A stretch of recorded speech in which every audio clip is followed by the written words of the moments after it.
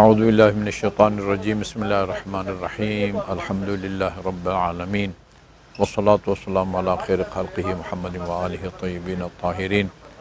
اما بعد فمن کلام لمولانا امیر المؤمنین علیہ الصلاۃ والسلام الملک یبقى مع الکفر ولا یبقى مع الظلم۔ یہ فرمان امیر المؤمنین علیہ الصلاۃ والسلام کا بہت ہی مشہور اور معروف ہے، اور تمام اہل منبر مختلف مناسبتوں سے استفادہ کرتے رہتے ہیں، اور بہت ہی گہرا جملہ ہے۔ آپ نے فرمایا ہے کہ کوئی بھی ملک کفر کے ساتھ تو وہ برقرار اور باقی محفوظ رہ سکتا ہے، لیکن اگر خدا نخواستہ اس ملک میں ظلم اور ستم کا راج ہو تو وہ ملک باقی نہیں رہ سکتا، وہ ملک خطرات سے جو ہے نا وہ دوچار ہو سکتا ہے۔ یہ محترم ناظرین اور سامعین، جیسے آپ تمام متوجہ ہیں کہ یہ ایک متنازع بل جو پہلے قومی اسمبلی سے اور پھر سینٹ سے پاس ہوا ہے، اور انتہائی جلدی میں یہ بل پاس کیا گیا ہے، اور ہم سمجھتے ہیں اور ہر باشعور شہری یہ سمجھتا ہے کہ یہ ایک خاص مکتب فکر بلکہ بہت سارے مسلمانوں کے عقائد، ان کے نظریات اور ان کے طرز تفکر کو روکنے کا ایک ذریعہ ہے، بہانہ ہے۔ اور اس بل کی سب سے بڑی کمزوری یا خامی یہ ہے کہ اس بل کے اندر توہین صحابہ یا توہین اہل بیت کی کوئی تعریف نہیں کی گئی ہے، اس کی تشریح نہیں کی گئی ہے۔ جب تک اس کی تعریف نہیں کی جائے گی، جب تک اس کی تشریح نہیں کی جائے گی، کوئی بھی اس سے غلط فائدہ اٹھا سکتا ہے۔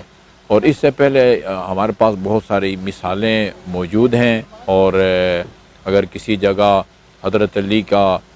کی فضیلت پر مشتمل کوئی روایت بھی بیان کریں گے، یا کہیں گے کہ حضرت علی مثال کے طور پر رسول خدا کے بعد ہمارے پہلے خلیفہ ہیں، اس کو توہین کے زمرے میں لائیں گے، اور جو کہ انتہائی خطرناک کام ہے، اور ملک کو شدت پسندی اور دہشت گردی اور قتل و غارت کی طرف دھکیلنے کے مترادف ہے۔ اس لیے یہ ہمارے آج علماء کرام کی یہ غیر معمولی میٹنگ میں اس کی شدید مذمت کی گئی ہے، اور اس عزم کا اظہار کیا گیا ہے کہ ہم سے جہاں تک ہو سکے گا اس کو روکنے کی کوشش کریں گے، قانونی راستے کو بھی اختیار کریں گے۔ اگر ہم ضرورت پڑی تو ہم ملکی سطح پر اجتماع کریں گے، اور قانون کو ہاتھ میں لیے بغیر یعنی مکتب کے پیروکاروں کو اور بہت سارے مسلمانوں کو اس بل کے شر سے اور اس کے نقصانات سے بچانے کی انشاءاللہ کوشش کریں گے۔ میں اپنی اس مختصر ویڈیو کے ذریعے ملک بھر کے علماء کرام سے درخواست کروں گا کہ وہ 16 اگست کے اس پروگرام میں بھرپور شرکت فرمائیں اور اپنی ملی، اخلاقی اور دینی فریضہ کو ادا کریں۔ اللہ تعالیٰ آپ سب کا ناصر و مددگار ہو۔ السلام علیکم ورحمۃ اللہ وبرکاتہ۔ حسین وہاں لا الہ الا اللہ، خطیب نور کے سنا لا الہ الا اللہ، جہاں حسین